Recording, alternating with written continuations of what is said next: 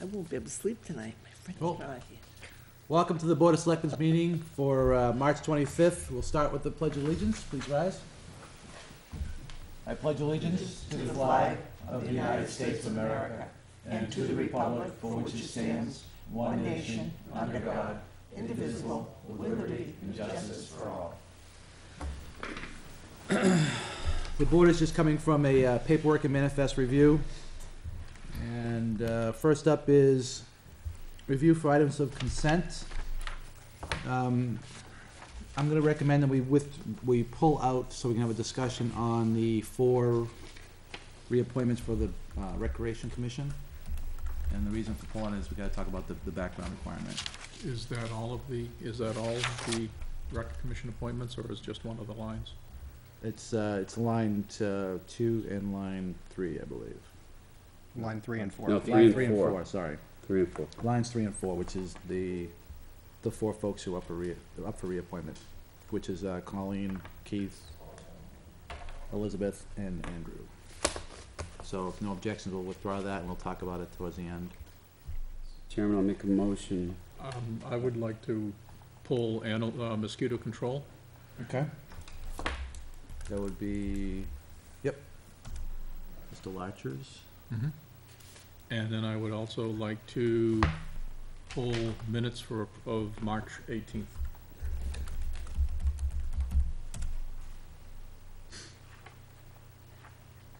All set. Move to approve the balance of the consent agenda. Do I have a second? Second. Okay. Motion made and second. Any other discussion? Hearing none, all those in favor say aye. Aye. Opposed? Abstained? Motion carries 5-0-0.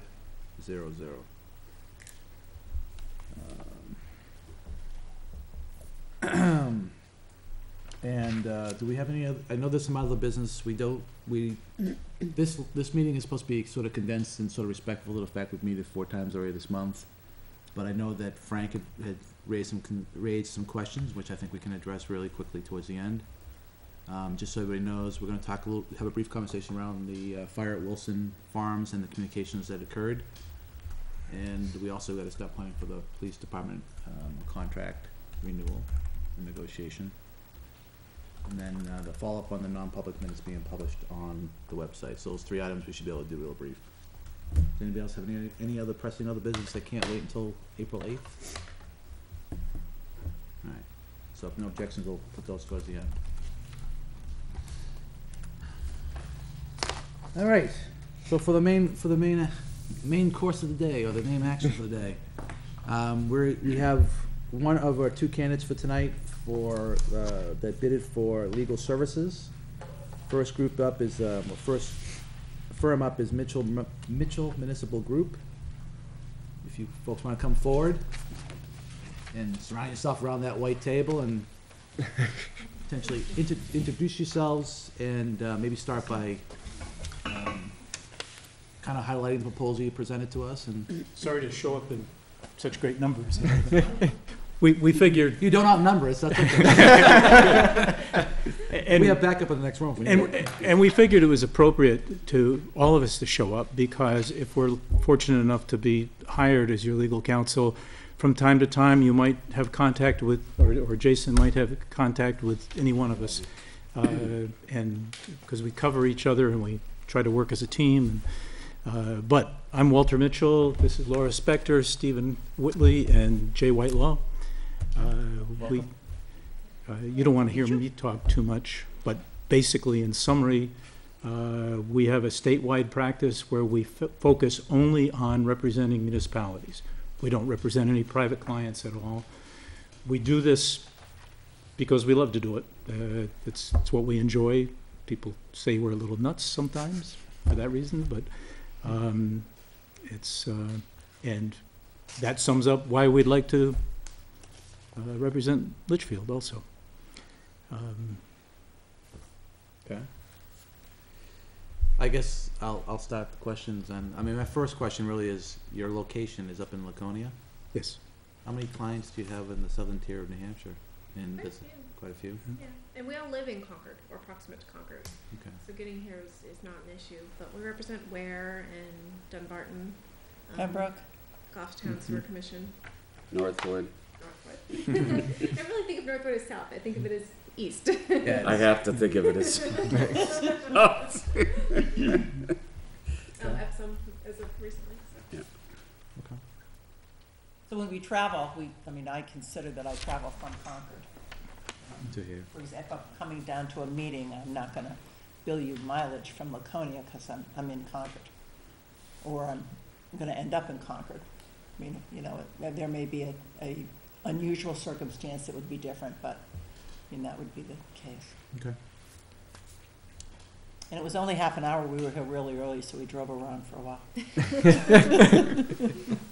See our beautiful farmland? It was, We it's a did. nice town, yeah. Anybody else have any questions? I'm sure everybody else has questions. Well, I don't have questions. I just, I have the occasion to work with this firm every day. Well, hopefully not every day, but, I mean, so I don't have any questions, so, I mean, I feel bad that I don't have any questions, but I just have had very good experience with getting answers that we needed to get in a timely manner. And Mr. Chairman, if I could pick up on what Brent said,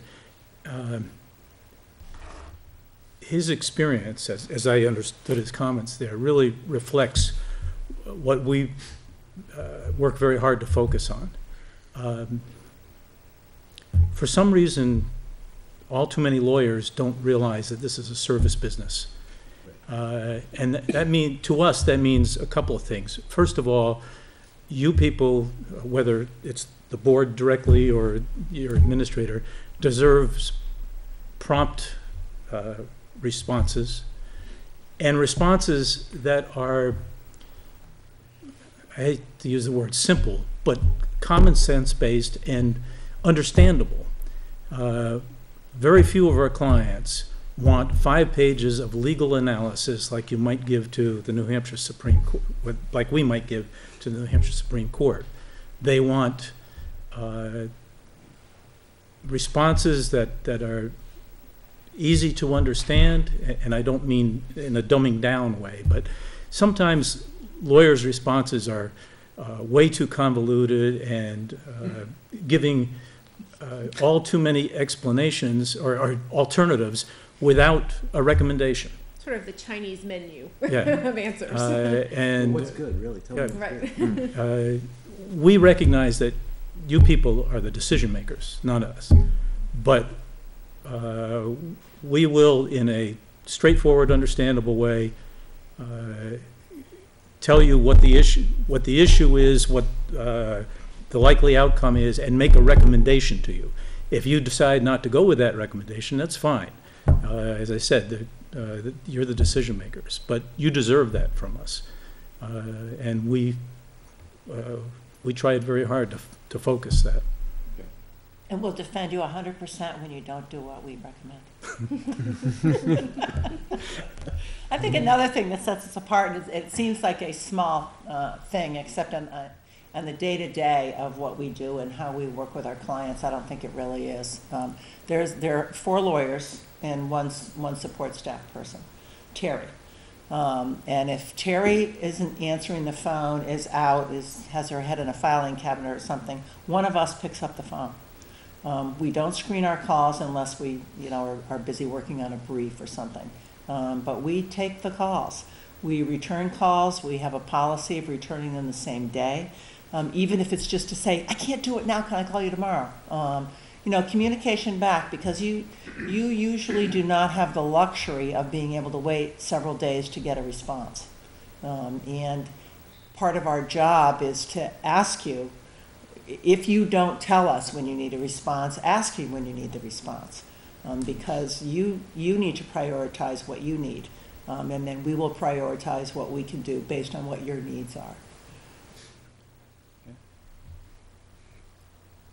Do you have a certain one that works on certain areas, like maybe one would work on planning board, one would work with budgets, one would work on personnel, one might work on litigation? No, we do have little areas of specialty. I, for example, deal with animal issues. Or utility. Or utility tax abatement cases, I do those. I do a lot of tax abatement work. All of us do land use work. I like road issues. I do a fair amount of employment work and general assistance work, although I was on vacation last week and Jay got those issues. I had to be Jay, Laura, and Stephen last week. It was not a good week. But more than focusing on areas, as a general rule, we end up often focusing on towns because it's just a personality thing. You get used to talking to one person, you get comfortable talking to one person. So, for example, with Northwood, generally speaking, I'm the person they call. With Littleton, Jay's usually the person they call. So it's a comfort level that you just sort of get used to dealing with the same people, but we're all available to answer questions when other people aren't there, or if they're busy, or if it's just not their thing. And most of the time, we're able to keep each other informed so that we are better able to cover when the other person's not available. And I appreciate the fact, too, that they are very willing to tell us, no, don't do that. No, do not do that. What are you thinking? It's usually, please don't do that, but I've heard that over the years. yes. But that's kept us out of trouble, and, Yeah. and I appreciate that. Yeah, I think you kind of hit at the head. My concern with lawyers in general, firms in general, they give us that sort of the Chinese menu, and we're sitting there going, "But we don't really And understand what does this still." mean? Yeah. You know, we're going to try to make the best decision, but we're looking for advice. And Right. you're right. Ultimately, it's our decision, but a little more clarity would always be nice. Would be the And we also understand that when you ask a question frequently, there is more that you have to consider than the strict legal question. right. You know, there's political things, policy issues, financial issues. And, you know, we're open to discussing with you what the legal answer does and how it, you know, the ramifications on those other issues. Short-term But it- and long-term issues. Yeah. Mm-hmm. And sometimes how to spin it, because sometimes there's a very clear legal answer that's just not going to play well with the public. And so we try to help you with that as well. Mr. Byron, any questions? Of course. Feel free to fire away. So how many towns do you represent in total? Between 50 and 60? And you feel that you can adequately cover those 50 or 60 with Yes. the four of you, Mhm. along with picking up more towns like Litchfield? Yes. Yeah. Yeah. We wouldn't have sent it in if, we are always, we always want to make sure that we don't get ourselves in that predicament, because then we can't respond promptly to anybody. So a moment ago, one of you had said that there's not necessarily an area of expertise that each of you functions in, but how do you handle such things as planning, zoning issues? If we're going to deal with, I think you were being nominated as the individual, if you don't have the expertise in that, how do we get the answers that we need to some of the complex questions we deal with in those areas? If it's something I'm not comfortable giving you an answer on, or if it's something that's maybe not something we've dealt with before, what we'll often say is, this is my thought based on my experience in the law. However, I'm more than happy to go talk to Jay and Walter about it and follow up with a further phone call or an email, just to confirm that I'm not being crazy. And we say that. We walk down the hall and say, am I being crazy? And we have the conversation. And you're not usually billed for the check-in. But that's how we confirm that if it's an area we're not comfortable in, or if it's a new question that we're not used to dealing with, we bounce stuff off each other. We Can you consult a guys lot. talk about your last case that you had in terms of zoning? I've got one sitting up at the Supreme Court right now, where the Selectmen are actually appealing a decision of the zoning board to grant a variance for an industrial use in a residential zone. Okay. So that's a giant mess, as you can imagine. Zoning board going against it. Yeah. That happened here once. Yeah. that we sued the zoning board. That was classic. And I was in court this morning on a planning board appeal. Okay. Superior Court? Yeah. Do you have a lot of work that you guys done in Hillsborough Superior Court, or is it mostly outside of Hillsborough? I was in Hillsborough this morning. Yeah, I really haven't done much. Yeah. In terms of your responsiveness, how long will it take you, if we need you down here, how long would it take you to get down here? And if you're in Laconia, or, as you said a moment ago, in Concord, I mean, how? It depends on what our schedules are, but if our schedules are open, we can be here in an hour. And we've done it. What about tax, an assessment, that type of thing? I think you mentioned. Tax abatement case? Yeah. Yeah, we Because all do those. we're dealing at the present moment with a issue between us and Pennachuck, as a matter of fact. And the question is, what experience on that level, I mean, have you guys, can you bring to the table? Well, that's definitely Jay. So you've actually, Because it's a utility. you've actually done the rate? I've done the Setting. Penchuck rate setting, but Jay's doing the Fairpoint cases in our office, and Yeah. we've got about 30 of those. Yeah, So we've got about 31 of the Fairpoint appeals. Do you have a Fairpoint appeal? Oh, Yeah. yes. Yeah. Yeah. Yeah, I've got about 31 of those. We have 6 or 7 New Hampshire Electric Co-op cases of the BTLA. We have 5 or 6 PSNH appeals at the BTLA level. And then we have a couple of sort of stray cases, utility appeals. Have any of them decided to go the Superior Court route rather than the? Interestingly enough, BTLA? NHEC, there are several that are at the Superior Court and some are at the BTLA. Fairpoint's all at the Superior Court, and they've all been consolidated, as you probably know, in Merrimack. And the PSNH cases this year, they're at the BTLA. Now, there seems to be there is an interest among the utilities in getting the DRA appraisal into evidence. It's not an issue with Fairpoint because it's not a regulated utility, but with PSNH, NHEC. And so it seems as though they're perhaps trying to address some of those issues in different venues to see what the outcome is. But at the end of the day, a utility case is a tax abatement case, and you get your appraisals and see where things stand and whether or not you've got a good case or whether or not you should make some movement or not. Or not? Do you know Sanssouci? Very well. I was on the phone with him today. Thank you for an hour. Yes. It's a short conversation. Yes, and we actually. But we have a good working We have relationship. a very good working relationship with Skip, and Walter and I tried a case DirecTV versus New Hampton up in Belknap, where Skip was the appraiser, and that's a novel tax abatement case. And we worked very closely with him. One of the other things that we obviously want to get into is a review of personnel policies and practices and things like that. Is there one of you that specializes in that? Do you? I wouldn't say specialized, but I would say. Well, who concentrates on that? I should Yeah, say. I probably do most of that in our office. Yep. Is that something you do for towns currently, where you'll review the personnel policies manual and then provide guidance to the selectmen on Absolutely. adjustments or changes that need to be made based One of upon them. Big things that are missing? Yes. either missing or changes to law that need to be considered, that type of Absolutely. thing? Or no, you don't want to do that. Oh, no, you don't want to. Yes, don't do that.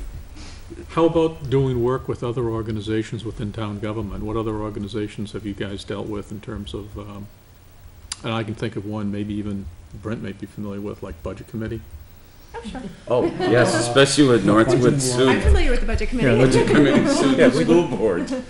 Oh, that was a Conservation commissions, I mean, we work with any of the town boards and commissions that you would like us to work with. And does that change dependent upon the board that would be coming? For example, I've seen some attorneys handle it where the selectmen deal with one individual, but the planning board may deal with somebody else within the firm. Is that how you split it up, you to try and keep it this, with just the same single contact? You know, I'm not sure it what, depends on the town yeah. and what the town wants. I mean, I'm thinking. And just like in some towns, they have one attorney handle everything, and in other towns, they have different attorneys for each board. Yeah.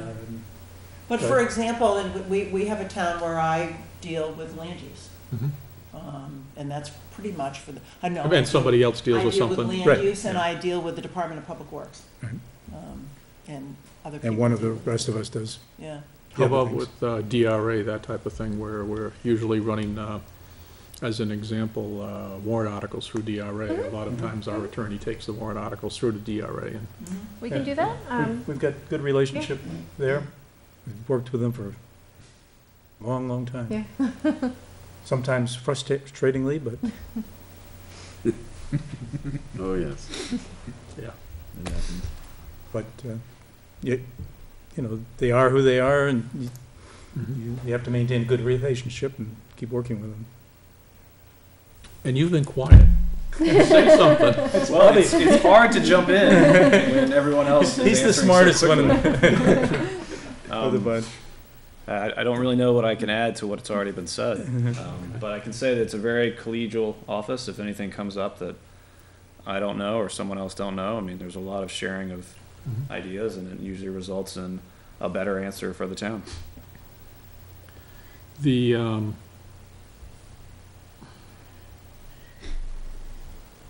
I'll wait for a second if somebody else has questions they want to I ask. got a quick question for you. You said you have 50 or 60 clients today. Do any of those clients go back to when you guys were first established? Oh, yes. Yeah. Some of them go back 25, 35 years. Okay. How long have you been in business? This says The 94. present law firm was formed in 1995. Yeah. And at that point, it was called Mitchell and Bates. Tim Bates, my partner, retired Yeah. quite early. Mhm. No kids, no tuition payments, so. And a sailboat. But Tim and I had basically had the same practice as part of a larger firm many years before that.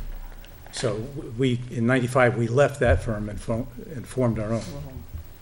But we've been, I mean, I've been doing this since the early '70s. And we joke about it, but it's also the truth, or that we really don't have to be smart.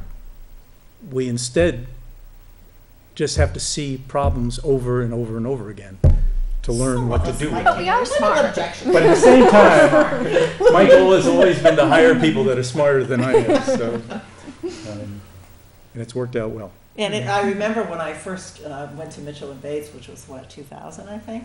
I think so. I was sure they must know the answers to everything. They've been doing it forever. Well, much to my surprise, no. I mean, part of the fun of all this is even though you know so much about municipal law, because that's what you do, there's always new things. I mean, there's always things you haven't dealt with before, or facts that haven't fit the same fact patterns from before, so you have to work with them. That's why it's fun. We also do educational outreach, or as we call it, the Dog and Pony Show. If you have a board or a commission in town that you feel needs some education on 91A or ZBA procedures or planning board procedures, you know, we'll come down and bill you for one person, and you may get 2 or 3 of us because it's fun. We like doing it. Come down and do a seminar with folks. Have you worked with towns that have Senate Bill 2 and or traditional, or which? do you Both. work- Both of them. Which one do you prefer? Which do you prefer to work with? Oh, To no, work that's not- with, I don't like that one. yeah, I'm not, I think traditional town meetings are more fun. I think they're more animated. You get a better turnout and you get decisions right then. Whereas SB2, you start to peter off, and you know the hardcore people come year after year, but then you've got like 30 don't know people what there they're and they doing. don't talk. So How long have you guys been SB2? Too long. Since about 1999, 2000. oh, really? wow. Well, we were one of the 2002, first, I right, think. Frank? Yeah. When they passed the law, well, one of our reps at the time was one of the sponsors of the bill. Oh, Yeah. So Horrible. it was interesting. You have 30 people at a deliberative session. Yeah. Yeah. And most of them were staff. Yeah, that's common. Now, the folks up in Concord can cause all types of havoc and disarray, and, Just so you know, he's one of them too. Whatever do you mean? so, do you guys at all go through, the changes from each biennium and take a look at how that would influence like towns like Litchfield, and then try and give us a write-up saying, be aware that this has changed, you'll have to do something to address that, maybe through, different activities within the town, different codes or We whatever. certainly look at them, but LGC does that great summary, The bulletins. so we don't repeat it. Okay, But if there is something with special impact, Sure. we have sent out flyers to all our Yeah. towns. For example, I had a case up at the Supreme Court last year that I lost, where the court held that as a board, you can't go into a non-meeting to discuss your attorney's advice unless your attorney is there. right. And we sent out a bulletin to everyone in their bill so that they were aware of that, because we thought that was an important, what we considered to be change in the law. And I understand that. I think there's pending legislation to deal with that. I was just gonna ask, I believe that they're going I to try to don't adjust know. that. I don't know. I haven't seen any, to be honest with you. We'll hopefully get our representative to, But there is a new one that's going through, that was approved by the House last week, that requires municipalities to notify retired employees working part-time of their obligations under their state retirement system. Okay. So, Really? yeah. Hmm. Yeah, it's a long story, having to do. My floor amendment was defeated, so that's by 21 votes, I think. You're a little jaded, is that what's going on? Well, I've got other things I'm working on that maybe get it fixed in the Senate. You should have put out flyers. You don't do that. As they walk into the house, they just like. I guess I could. Please support my amendment. Is your firm at all involved in any aspects with LGC in terms of the monies that LGC's got to distribute back and No. all types of issues? We are not. We have gotten questions from some of our towns who feel they are entitled to some of that money and who aren't necessarily going to get it, so we're involved Well, in I that think if aspect. I'm not mistaken, didn't the Secretaries of State's office stop at 2005 as the year? The and order, you had to be a customer during, a client during certain times and a current client, Right. and I think that was the holdup for some of our towns, once they had left LGC and felt. But there were That was the questions, policy Right. that LGC adopted. Yes. Right. Yeah. right, but there were questions that, to be candid with you, Litchfield's asking about why should it stop at 2005? Why Right. shouldn't it go back to when we first instituted a relationship with LGC? And whether it's expanding it that way or expanding it to people, to towns that aren't in it anymore, it's Right. basically the same issue. Why should we not get what we're entitled to, what we should have been entitled to back then? And that's one of the things that I think that, I know I'd like to see us look at and go from there. Okay. Any other questions? The,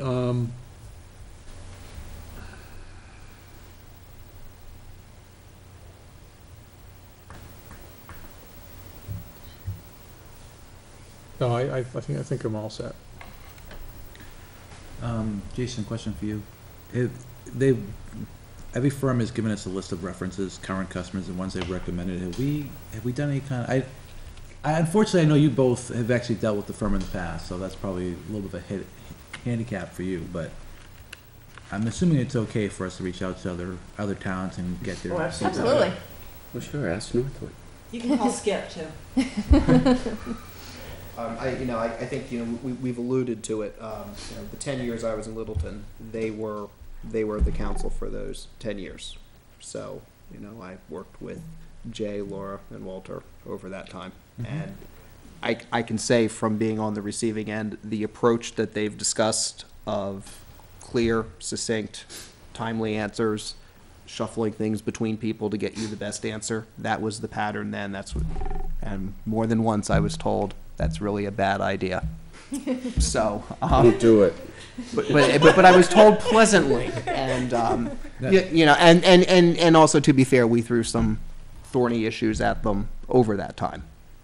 And So- Littleton's still a client, right? How would you propose to go about if you were to receive the Litchfield contract? How would you propose to go about working with existing town council to make that transfer? However you want us to. If you want Yeah. them to continue with existing cases, Th- or th- That's the norm, unless when we are hired by a town, I mean, it's a common problem, a common issue. It's a problem that you're hired by a town? No, the transition. Okay. And Just thought I'd. it's, often a town will say, we'll let the old guy finish up on his cases so that we don't have to re-educate a new lawyer Mhm. on the issue. And if that's the way you'd like to do it, that's fine, and it makes the most economic sense.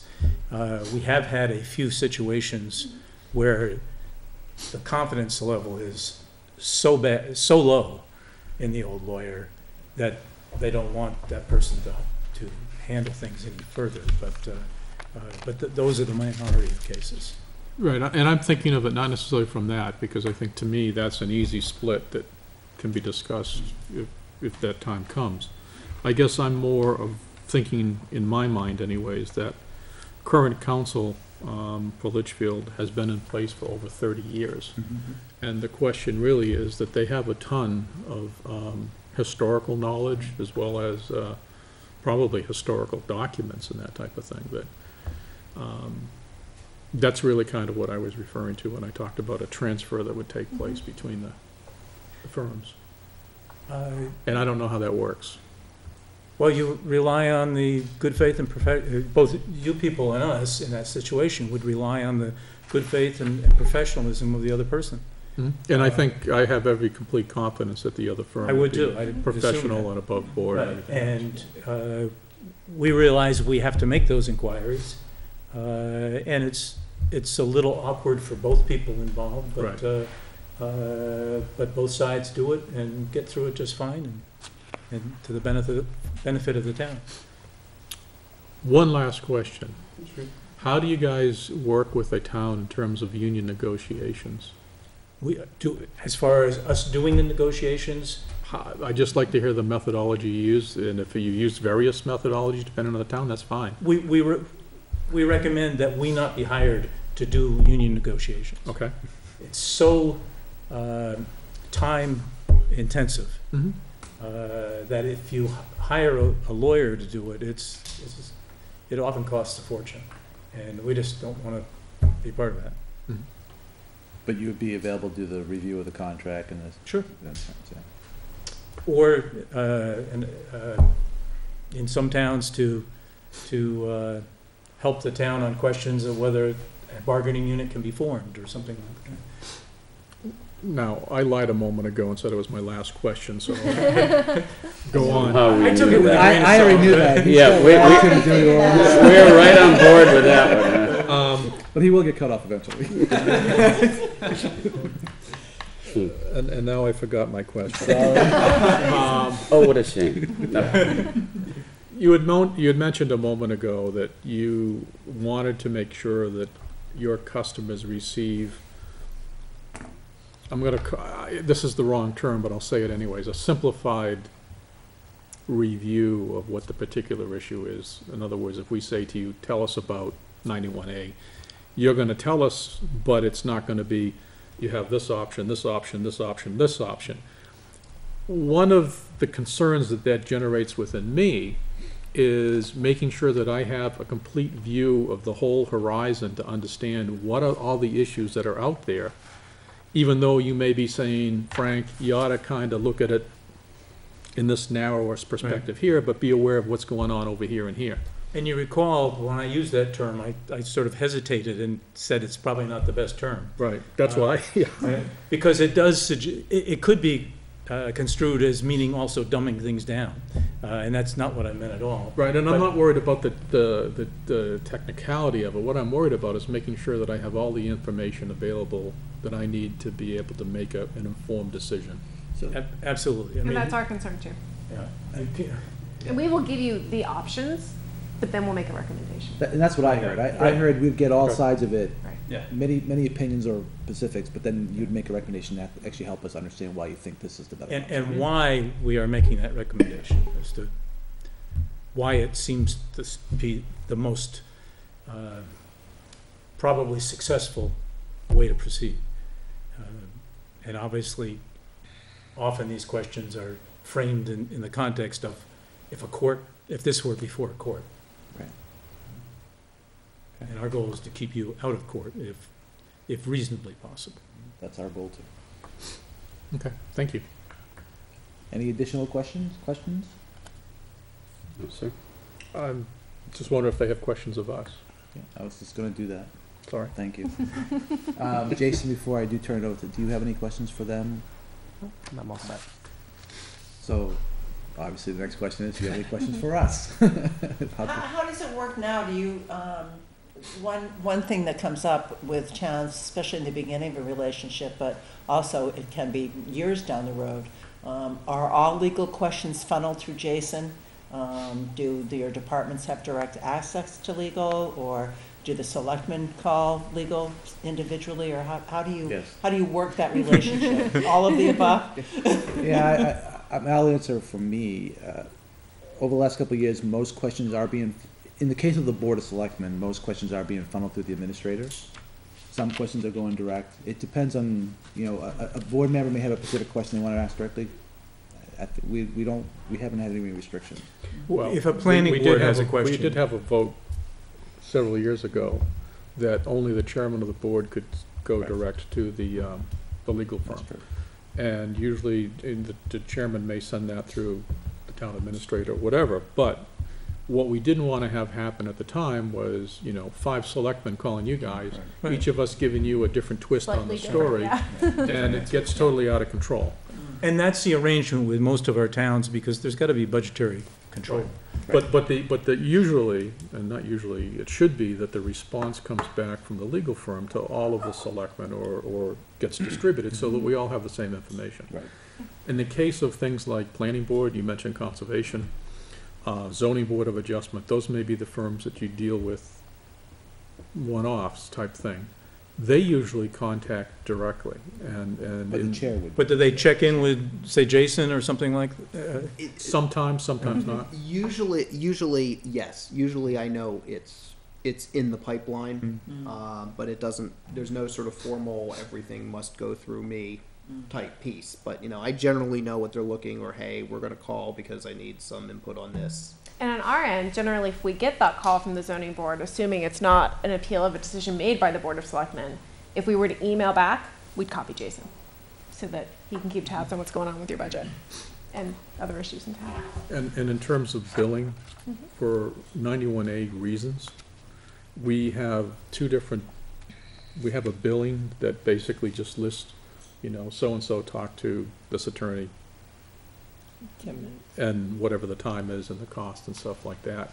Whereas there may be a separate document that just contains more details of what council and town talked about, which would not be something that we'd want released under 91A. We're cognizant of that, and we do pretty Pretty much the same thing. big billing. You will know because you've talked to us, but we'll do things like time on personnel issue. Yeah, okay. yeah, So rather than, the name of the employee. Yeah, exactly. Yeah.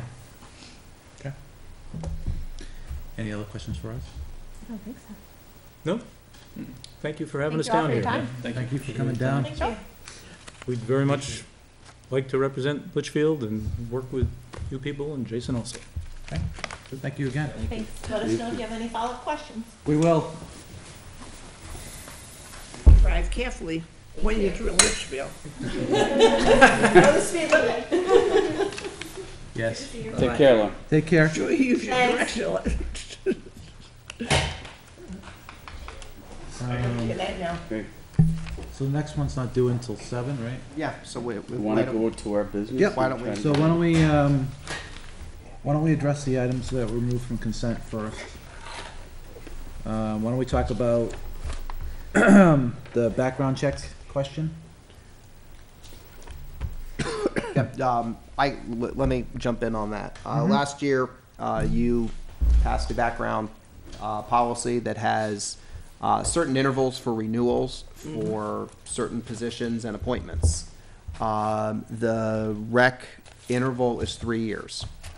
Now, the piece that we did not anticipate on this was the fact that in some cases, when that background was done, may not coincide with the reappointment time frame. So, for instance, these four that are all on the list are all within 3 years. A couple are due in July, will mark 3 years. November will mark 3 years. And so the question to throw back to say, how do we want to deal with this, is you really have two options that were apparent at first, is do a reappointment. We then need to sort of schedule out when July rolls around. I get the people that are hitting 3 years in July, and then November rolls around, I get them. Or you pull everything back and say, you reset all of those as they come forward. So at reappointment time, you do the fresh background if you're within the 3 years. So you don't have this rolling every couple months, I got to grab somebody. And then that way, you're not sitting here appointing somebody to a term and then finding yourself in that spot of what if you do a check, and what are you going to do in July if something comes back? But we need to figure out what direction you want to go, and then make the footnote to the policy review that there's one of those corrections we make when we do the annual policy review update on that policy. So your recommendation is that we align the policy to the expiration of their term or their appointment term? I would say I would prefer that, only because I worry about things slipping through the cracks otherwise. It just realized that in the case of, I think, if I look at these four, 2 are for a 3-year term, right? That's some And, two-year term. yeah, And two are 2 terms, so we're now gonna be doing it more frequently. I mean, what is the cost of the background, this background? The basic background Okay. for these is like 20 something. But yeah, now the interesting thing you're going to have is that to get these cycled, we're on a cycle now, but 2 of them, that's right, you're appointing to a 2-year term, are going to be up, and 1 year into their next term, they're going to hit their 3 years. Why are they coming up on a 2-year appointment? Because We didn't appoint them last year? because no appointments came through last year, so we're filling. We have 2 years and 2 3 years to So fill. they stayed on doing the job, but they didn't get Right, and they were appointed late in. the last year. They weren't appointed in an April cycle. Originally, when this policy was formed, the discussions that we had were along the lines that if we're gonna make appointments in April 1st, let's say, that, and my feedback to the rec commission at the time was that they should be taking and making their nominations for reappointment in January, I'm just picking a date, so that we could have the available background check done in time for the appointment in April. Sure. So making these coincident with the terms of the office makes sense. My thinking is, unfortunately, the rec commission did not go through the process of recommending individuals last year, and they only get a 2-year hiatus on background checks until they come up again. Knowing the 4 people here, I don't think they care either way whether the background check happens every year or not. Probably not. But, we just need to realize that we now have to fund it in 2 years again, which is not a big deal.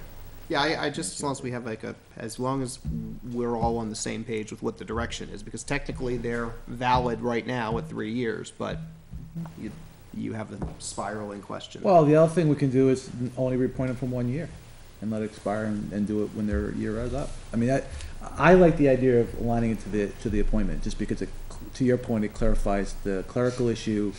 It puts us more in getting the tickler and knowing about it than anybody else. It simplifies it. I mean, Also, it could work different than that. It could be for a 1-year term. say somebody moved out of town and then they appointed somebody to fill in that term, which was only 1 year left. So I've seen it work when a person's only been on for 6 months and something happened, Yeah, I think, changed jobs or whatever. yeah, I was gonna say, I think we can potentially just deal with it piece by piece, but it's a Yeah. part of the policy, it happens on the reappointment. I mean, we said that the background check is good for 3 years.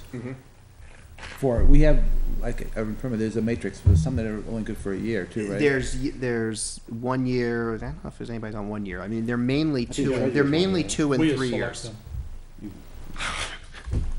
They're mainly 2 and 2 and 3 year cycles. I believe when I questioned last week the appointment of the treasurer, you said it was a 3-year appointment, The- rather than a 1 year. The what? The treasurer. The treasurer appointment is 1 year. The But it's a background is 3-year every 2 cycle. years. It's every 2 No, I years. Oh, said is it 2 years? yeah. Okay. Hopefully, I said 2 years because it's I 2 think you years. said 2 years, I don't. No, you're probably right. So what is the pleasure of the board? I think that, I'll just make a motion then that the policy should be that the background checks for rec commission should go concurrent with the terms. Second. Okay, motion made and second. Any further discussion? Hearing none, all those in favor in the motion, say aye. Aye. Opposed? Abstained? Motion carries 500. So now I would make a note to change the policy so we can re-sign the policy? Well, that's that is part of the annual It's the bundle April that bundle, we so need let's to get in there for the review. April approvals. So So with regards to these guys here, so we just put it back in the folder, have the background checks get done, and then. Well, are there any of them that can be used that have been done so far? Or So in can we other words, approve if somebody them had one pending? done last year and we're only going 2 years out, do they, now in that group, 2 of them were done in June. Mid-year, I of- think, mid-time they started. Yeah, 2 of them were July of 2010, and the other 2 were November 2010. Neither of which they will all expire this year. They all So expire, yeah, none of that helps. I mean, unfortunately. their position maintains until we reappoint them anyway, so they're not gonna be impacted. Could we approve them pending successful? Well, we can just, I mean, why not just wait till the 8th? wouldn't do that because Yep. Yeah, if they fail, they're appointed. They fail. All right. that's Yeah, I fine. mean, I I have no would- issue if with there's any these issue with people, it, yeah. but I think it's Yeah, a and neither do dangerous we. All right. to go down. Yeah, we don't either, That's fine. and matter of fact, all 4 of them have been very active over the last year and have done some great things for the rec commission, so there's nothing being said here. Let's just go through the background checks, let's get that paperwork filled out, let's hope we get it back by April 8th, and if it's April 8th, put it in the consent folder and we'll go from there. Can we get it done by April 8th, you think? No. And that's mainly because of all of the moving parts of the person filling it out, the check coming out, the They have a meeting information tomorrow- coming I back. think they're gonna have a meeting tomorrow night. If I can get everything out Okay. and moving, but I'm not gonna Let's just promise get it- that. Let's just get it done before the end of April. Yeah. So if the, so we're just gonna table it until when the backgrounds come back. And again, their role doesn't get affected, they're still gonna actively participate. And we'll get it done hopefully April 8th, if not, we'll get it done the whatever the meeting is. Yeah. All right, the next one we had to talk about was Mr. Latcher's reappointment to the Mosquito Control District. I had been told that there was a concern about him being able to attend meetings or something. I just wanted to check on that. If there is not an issue, then I'm fine with it. Okay. Yeah, I think we looked at his his tenants, he's been at 12 with 12, I think he's certainly been an active member. Okay. I will say that I have some concerns with John at times when he does speak out against the Board of Selectmen because of decisions we've made that he feels are gonna impact the mosquito control district, but, everybody's open to their opinion. And I hope John would come to the board and talk to the board versus,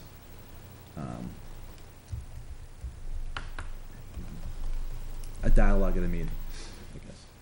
So, all right, if there's no objections, I'll make a motion that we approve John Latcher for a 3-year term to the Mosquito Control District, effective, well, until March 31st, 2016 will be when his term would expire. I'll second it. A motion made and seconded. Any discussion? Hearing none. All those in favor say aye. Aye. Opposed?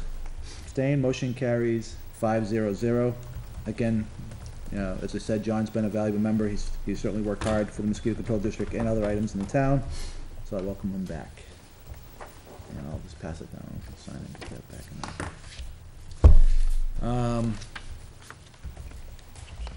there. Are you all here? Is there any, is this the three of you? We're all from Downingtown Shire. Okay, so it's just 3 of you, right? Okay. We had you on the schedule for 7, but we'll bring you up forward and we'll hold the rest of our business meeting. So come on forward. And welcome and thank you for coming out. Really want to be on there. We'll have you start by introducing yourselves and then maybe kind of outlining your proposal, what you sent to us, and talk to us about why Down Tucker and is a firm that would like to Sure. Litchfield's business. Well, I'll get started. My name is Sharon Summers, and with me to my left is Doug Mansfield, and with me to my right is John Radigan. What we believe that we bring to this board is a group of people who have a lot of depth and experience in doing municipal work. And as you can see, there's 3 of us here tonight, so obviously we view this potential assignment with some seriousness and some interest. We have a group of people who have a variety of different types of skills. We have people who are well-versed in employment.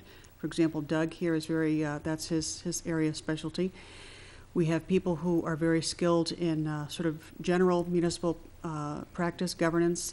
I do a lot of that myself. We have a lot of people who also do land use. We have people who are very skilled in abatement work. John Radigan does that, as well as several of the other practitioners. And I think one of the things that we bring to this board or to any board is the fact that you can call our office really at any time and get somebody who is going to be able to answer your questions just about anything.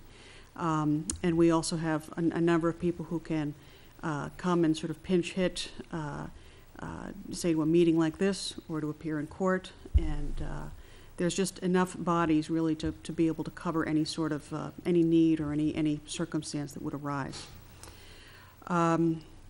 So with that, that's just sort of an overview of what we do. We have an office in Exeter. We can get here pretty quickly. We have an office in Portsmouth. We do a lot of work over the phone and email. That's typically what we do. One of the things that I think that's helpful to you as a potential client is that we have what we call our municipal practice group, which is essentially sort of a fancy way of saying that if one of you, for example, were to call with a question, and maybe I don't know it off the top of my head, I'll walk down the hall to Doug's office and get an opinion, or over to John's, and we sort of kick things around, sometimes by email too. And what that means is that you don't necessarily get charged for the full boat of the all, say, 16 people who happen to have municipal experience. And that's, I think, makes us stand out in relative to other people that you may be talking to. So. Okay. I guess first question is, do you just represent municipalities, or do you have private practice also, or? We have both. Okay. We have both. We have, we actually, each of us here at the table have both public and private clients, as well as some of the other people in our office are really just almost solely private. They do tend to do more estate work, for example, or strictly private real estate and that kind of thing, commercial lending, for example. But I think one of the things that makes us, again, a value to you is the fact that we do have this sort of blend. John and I, for example, both do have land use clients who are private, as well as representing land use boards for municipalities. And I think that enables us to get a sense of the strengths and the weaknesses of each sides, so that we know, I think, really how to advise, say, a land use board, the pitfalls and what to look for that may be coming from the other side, and if something were to get appealed, we know essentially what to look for.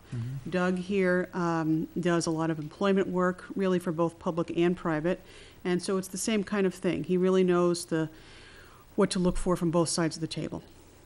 Okay. How do you deal with conflict? Conflict of interest? A private client has a case against the town or vice versa? Well, I obviously, that's one of the things we checked before we submitted our proposal materials. I don't know that that's going to be that much of an issue, frankly, here in Litchfield, because I don't think that that there would be that much of a basis for private clients to have something which is going to be before the land use boards. Our process, just so that you know, is that anytime we take on a client, we would run a conflict check, so that if, for example, a private party were to come to myself or to John and want to do some sort of land use project, we would ask them, where's the project going to be? If it's going to be in Litchfield, then we would have to send them elsewhere. Okay. Any members have a question? I wondered, Mr. Radigan, I know, is very familiar with Hudson. I wondered if we'd have any problem if he worked with a problem that Litchfield had with the town of Hudson. No, I've been out of Hudson for, I don't know, I think the last work I did for them was probably around 1998 or so. I was gonna say, I thought it was about 15 years. Yeah, it's really been a while. At least, yeah. If there was some matter that came up that I'd given them advice a long time ago, I wouldn't be able to advise you on the same matter. But boy, all the stuff I did back then is really, so much of it is long and, long gone and buried, yeah. But one of the things, I think we do bring it, and when I was coming down the highway tonight, telling Doug and Sharon about this, that, and the other thing, because I used to go up and down that highway all the time, I was representing Hudson, and I have a lot of geographic familiarity about this area. I used to ride my bike around here when I was living over in this area a lot, and I think that that's a good thing, to have a sense of what a community is like. And you have a very special community. We're talking about some of the zoning changes and the sewer changes that didn't pass recently, and we talked about why that might be, because you don't want to be like Manchester, and you don't necessarily want to be like Hudson. Although kids do go to Alvin, right? No. Oh, they don't. We have our own. Oh, really? Oh. When did you do that? 2000. Oh, wow. Oh, okay. That's great. How's that working out? Very well, athletically. Yeah. Oh, that's good. That's good. All right. So was the first full 4-year graduate. that's great. What do you have? Like 600 kids or Not 500. 500? Oh man. That's excellent. That's Capacity's 6, Huh? isn't it? It is small. And that's 4 years? Yeah. Yeah. Yeah, the core capacity may be 6, but. Yeah, but there's No, 4, 750 full. 452 or Is it something core like that. capacity There's 7? probably a lot of Seven parents though core that like sending their capacity. kids to that school. Oh, wow. Yeah. Yeah. That's great. Of course, Alvern has over 1,500 now, Yeah, that's a big school. 50. really big, Wow. yeah. So how would you set up your firm in terms of working with Litchfield? Well, what we do, certainly what I do, and I think what John does too, with the municipal clients, is that we have one person, and we think this is the most efficient way to do it, who's sort of a contact person. And in this case, that would most likely be me. And what would happen is that if Jason were to, say, call me with a question, he would talk to me initially, and just so that there's one person kind of in charge who knows all the different pieces and what's going on. If that issue pertained to, say, labor or employment, I would probably immediately turn that over to Doug. And then just so long as I kind of know that the task has been completed and so forth, that would then, Doug is the best man to do that. And so that would be carried out by him, and he would take care of that. So that has worked very effectively in the past, to sort of have one person be the contact, and just farm it out depending upon the issue. And in terms of other boards, such as zoning, planning, that type of thing, do you have individuals that are appointed say, other than yourself, if you're the main contact for Mhm. Litchfield, but would there be other people who may be appointed specifically to work with those types of I organizations? think it depends upon the town and the individual needs for the town. I mean, it might very well be, depending upon what the amount of work that's required, that I would be, say, the contact person to serve the needs of the selectmen. But then if there were no potential problems associated with, say, representing the planning board, I would do that as well, or perhaps somebody else in the firm would sort of shepherd through the planning board. It really depends, I think, on a number of things, and each town is going to be a little bit different. It's really what you want, Yeah, you know? Okay, well, what we want, or what I would like to see anyways, is that the best person possible who can provide the best legal advice provides that advice to the individual boards. but Sure. That's just me. sure, and I think that's, I mean, as I mentioned before, we each have our individual strengths and weaknesses, or strengths, I should say, and levels of experience. If it's, say, a tax abatement case, there's a couple of people in the office which most likely would handle that kind of thing, because they are the ones that have the most experience doing that. I would probably defer to them. If it's a land use matter, I have a great deal of experience in doing something like that. I would probably, in the first instance, probably do it myself. Or if not, then probably get the assistance of one of the associates as well, because that's the other thing. We also try to the extent possible, use the associates, because that's going to be a lesser amount of money. So I think, to your question, we absolutely would assign that to whoever has the most skill in that particular subject matter. In terms of conflicts, do you have any conflicts at all in Litchfield? No, I believe that I addressed that in the materials, and I think we checked. My memory is that we do not have any. We have, we do have 5 clients listing Litchfield as a mailing address. But I'm unaware of any conflicts with the town. Okay. How many attorneys are in the firm currently? We have 16. And they're all different, I'll call them levels of attorneys, associates, and Right, partners, right. or We whatever. have, yeah, there are different levels of, and they're in different places too. We have one attorney who's up in Meredith. We have several attorneys, I think it's 4 principally. We kind of shift back and forth between offices, who are in our Portsmouth office. And then the rest of us are all in Exeter. And some of those are associates, some of those are partners, but those partners are, some of those are probably partners that you wouldn't really have anything to do with. Okay. So. In terms of the skill sets you bring, in looking through your proposal, I noticed that you cover a broad area of, I call it municipal law. You talk a little bit about tax collection, that type of thing. And one of the areas that I'm particularly interested in is understanding your abilities in the area of assessment. We're currently working, I won't say working, I shouldn't say working, but there's currently going on a discussion between Pennachuck East Corporation and the town of Litchfield in terms of the assessed value and that type of stuff. Is that something that you are able to handle, utilities assessments, that type of Yes. stuff? John can handle I'd it. probably do that. Okay. I have, let's see, we're representing a large number of communities right now in the Fairpoint litigation that has to do with, you know, taxing the right-of-way and tax assessments. I've had, as you probably may remember, I mean, I helped Hudson buy the Southern New Hampshire Water Company and put that company out of its misery, and we sold it to Pennachuck, so I know kind of all the players at Pennachuck.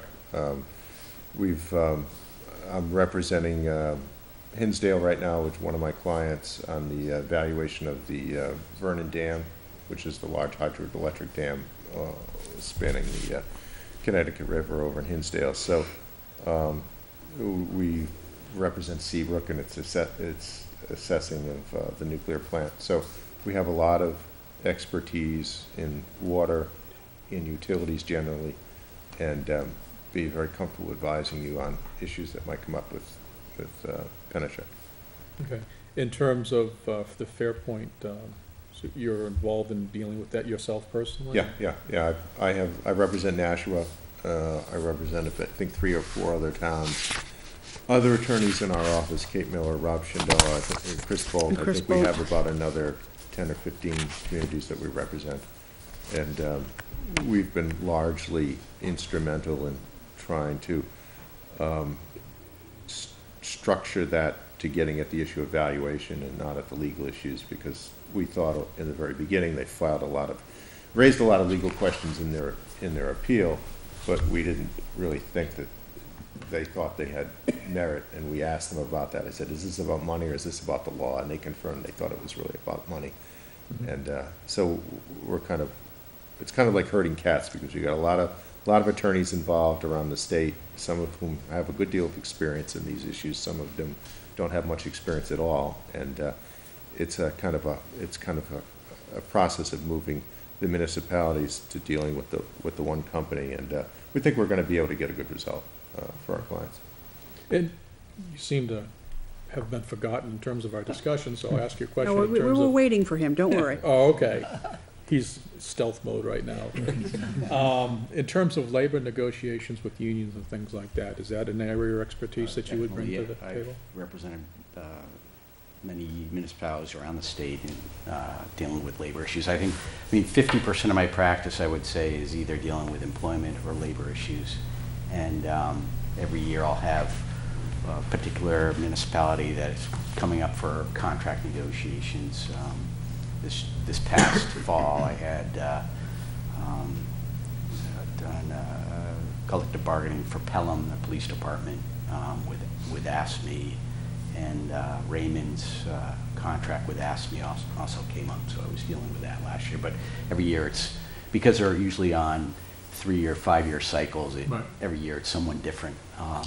So I deal a lot with the labor, but then I also deal a lot with employment issues where a town may not have all of its employees unionized. So it's really not a labor issue, it's an employment law issue when they're dealing with someone who, whether it's a disciplinary issue or even a preventative type issue where we're trying to make sure that they have the proper policies in place so we can prevent problems from happening in the first place. What type of role do you play in terms of the, you mentioned Pelham and other towns that you've Yeah. dealt with for union negotiations. It's really, What role do you play normally? It's really up to the town on how they want to use me. I can, with those particular towns, I was at the table with them, and we worked together in formulating a strategy, and I did the collective bargaining myself, but it's up to the individual town. I've also done it where I've advised from afar and helped direct their negotiating team on how they might negotiate their contract and what they might be trying to what changes they might be trying to address in the contract, or how to deal with proposals from the union. So it's really up to the town on how they want to use me in the collective bargaining. But certainly if a town wants me to be there at the table, I'm there at the table, whether it's negotiations first thing in the morning, middle of the day, or evening negotiations. I've done all of them. And I'd also just say, I think due to the nature of my practice, where I do a lot of, the other side of my practice is transactional work, so I'll review or negotiate contracts for municipalities or private employers or leases.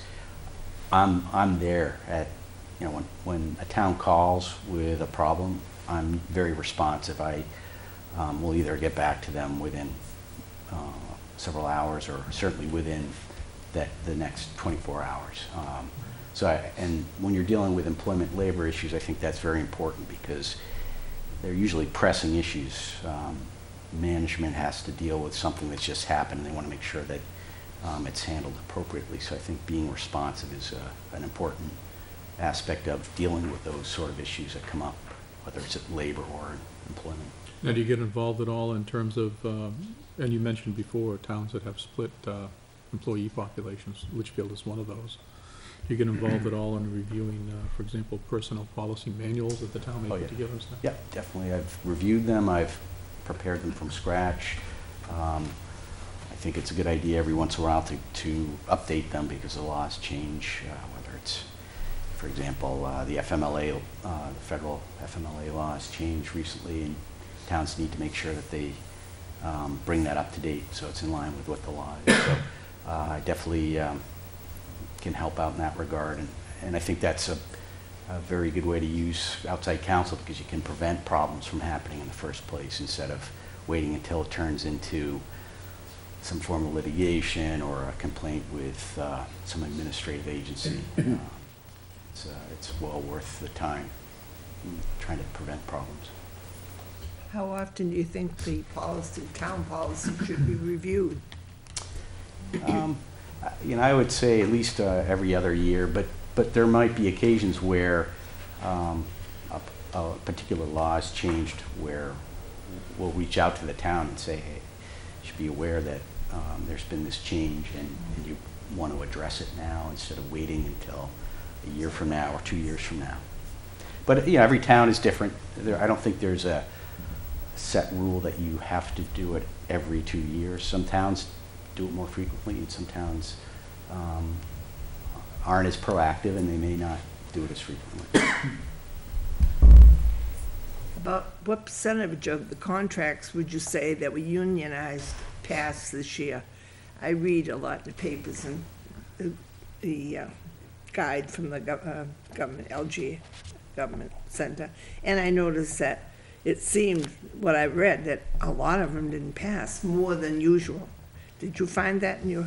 Well, I had, this past year, I had two where one passed and one had some other issues that they had to deal with where it just didn't go to a vote. So I think that's a good reflection of probably the way it worked out around the state for those towns that did have contracts that were coming up this year. I mean, it's a tough economy, and voters are, they're sometimes hesitant in a tough economy to vote, spending money in that area. But I think slowly things will change, and might see a higher percentage passing over the next several Very years. slow, Yeah. that's the trouble. Anybody else have any questions? No? Mr. Byron, do you have any other questions? Absolutely. Mr. Radigan, do you have, is it your background also in impact fees, or would that be with? Yes, Well, we all, but both he and I do, and a couple of other attorneys, but I'll let him go, Okay. because he's just had some recent activity too. Well, in my Hudson years, I was involved in advising them on impact fees and making sure that they administer them properly. I had a suit that we just got dismissed over in Pelham, where there was a challenge to the town's impact fees. And kind of interesting, the town had adopted an ordinance that said that the impact fees go back to the owner of record at the time that the refund is sought. Well, the developers had sold all the houses, and they hadn't owned any of them in 5 or 6 years. And so when the developer sought to get the refund, alleging that monies hadn't been spent within a 6-year time period, we moved to dismiss, saying that they weren't the owners of record. And the court agreed. So that decision will be Now, appealed. was that based upon state law, or was that based upon the ordinance? It was based upon the ordinance, and it was based upon the court ruling that the petitioners didn't have standing to file suit. In other words, there weren't people who were aggrieved Right. because they didn't have a real interest, because the interest under the ordinance had been given to the homeowners.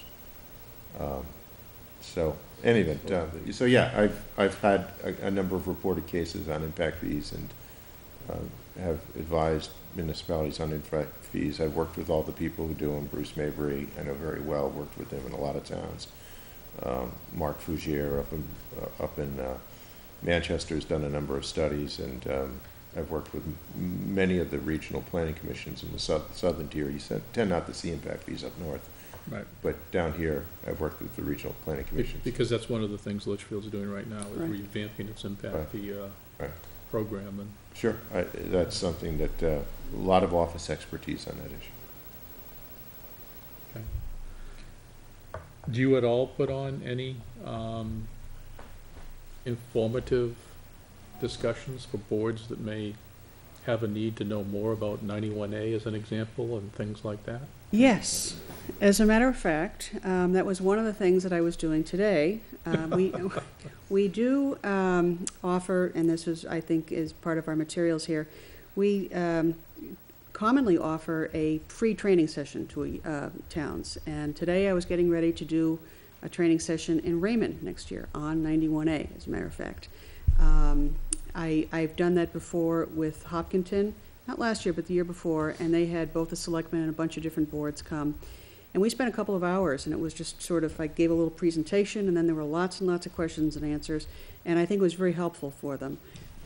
I do that in Raymond. I'm doing another one over in another community on not just 91A, but a bunch of different things. There's a number of employment issues that Doug and I are going to sort of tag team and do some things on that.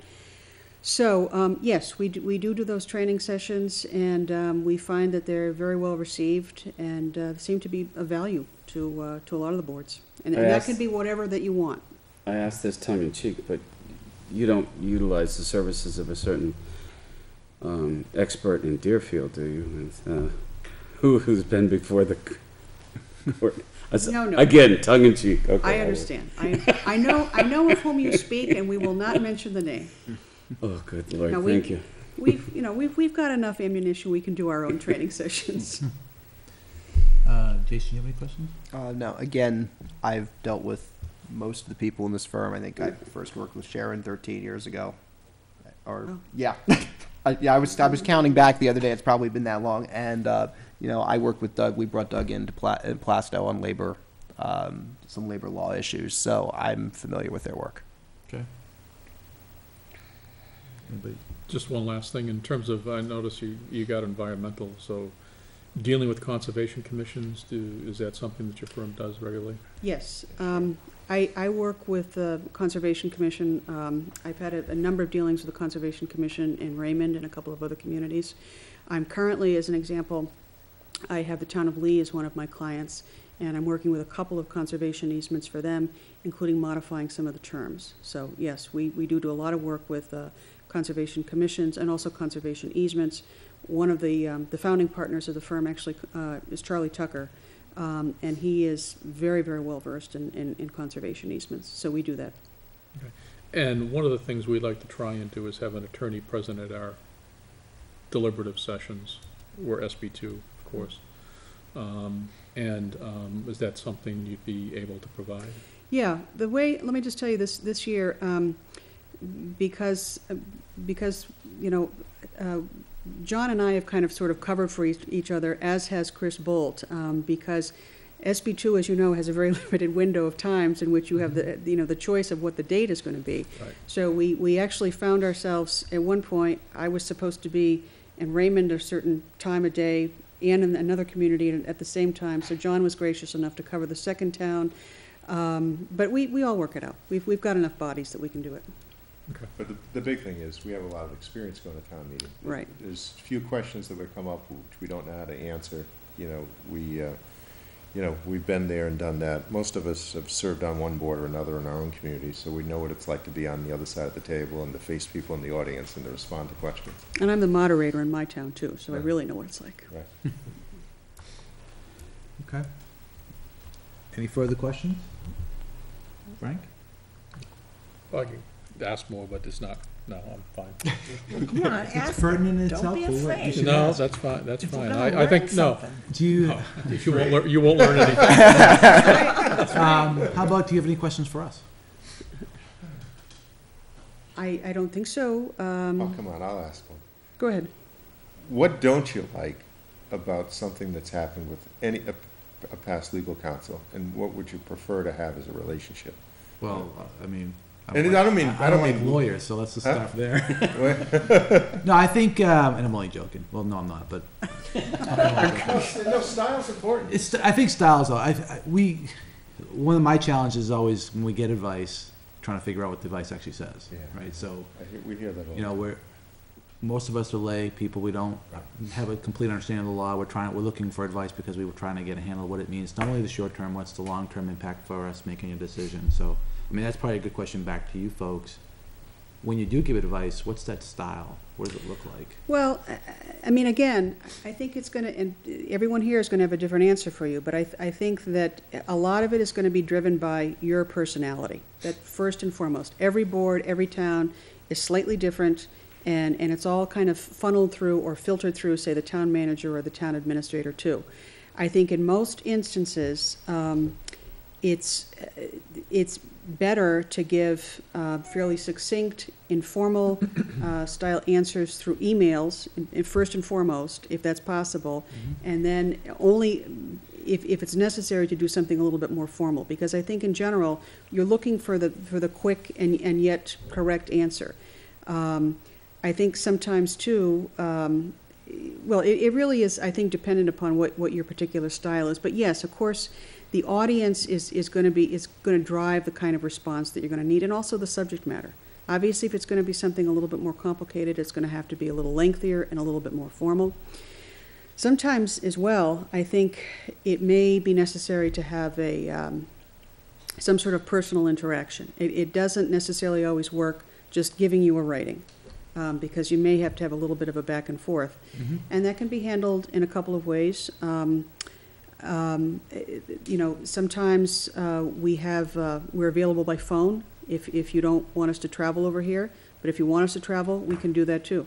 So I think whatever is going to be necessary to make sure that the message is going to be understood by you, that's what we're going to do, because if we don't do that, then it's kind of pointless. I just add too, for the employment labor work, I like to talk it through when it's over the phone, because I often have questions, and I think it helps ensure that the other person you're having the dialogue with understands what the advice is, and what are some of the issues that might come up when they're dealing with a particular problem that involves an employee. So I think having that dialogue back and forth is very helpful, and at least with the employment labor type issues, to make sure that the issues addressed properly. Okay. I think the interaction between the town and a law firm is, you're right, a lot of it will probably come through the town administrator, but the chairs of all the individual boards may reach out.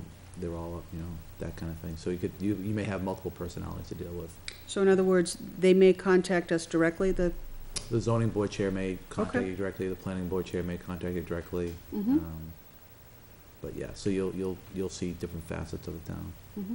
Yeah, I find lots of times that it's really important to talk to people, because emails are great, but you got to get the whole story. And so I have a very simple writing style. I mean, I assume that the people I'm talking with are not lawyers, and so the style that I might write before the court in a brief or in a memo is not the style that I communicate with my client. The client's got to understand what I'm saying, and if I can't do that effectively, I've failed you. So so lots of times we talk, or I get the email, I write something, and then I call and I say, is this clear? And if it's not clear, then I'll work on it, because it's no good if it's not being communicated effectively. And then there are times when, is this something that you're going to want to release to the public? Because even though the attorney-client privilege is held by you, sometimes there's a writing that the board may want to release for any, and so then that becomes maybe a little differently, tailored document. But these are all things that I think that we do effectively, and obviously we're open to feedback. So. How do you deal with, I guess this will, and I mean it this time, this will be my last question. Heard that before. How do you deal with a situation that could develop between your firm and the town, where we're not satisfied with a particular attorney?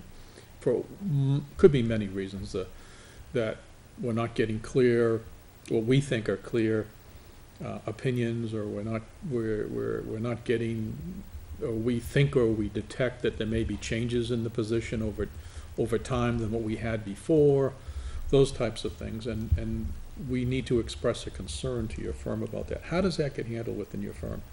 We want to hear from you, first and foremost.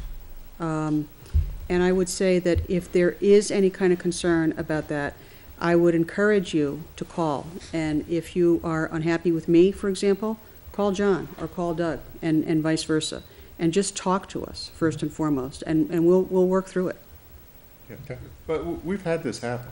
I mean, it happened not too long ago in a small community up north. And the attorney who was providing service to them is a very good attorney. But it was a style thing, you know, and so you had a particular board of selectmen that maybe didn't like the style. And that's actually what they said. They said, so-and-so's advice is really good. There was a style conflict, you know? And so we just made a change. It's no big deal. They're continue to be our client. They are as happy with the legal service now as they were before, but there's not that style thing. And you know, if you had 10 people that you had to deal with, whether in any kind of life, you know, you're going to have preferences. You're going to find that this sales clerk is more attractive or easier to deal with or has a nicer style than some other sales clerk, and that's human nature that you're going to, and so if you run into that situation, you just bring it up and we'll deal with it. It all goes to the point that at the end of the day, we just want to be able to provide a product which is going to be of use to you. I mean, it's like we were talking before about the communication product. It has to be of some meaning to you. And if part of that is you know, as John said, a personality misfit or something like that, we'll just talk it through. We've got enough of us, so we can find somebody who's going to fit. Okay. And nothing you tell us will be worse than what I get at home from my family. I'm sorry to hear that. I got two teenage daughters who I love dearly, but And you you're know, always wrong. they're at that age. Been through it myself. Any other questions? Is anybody else have any other questions before we close it out? No? No? Well, I guess I thank you both, thank you all for coming in and. Thank you. Thank you. Talk to you soon. Great. Okay. Thank you, Drive guys. safe. Thank you.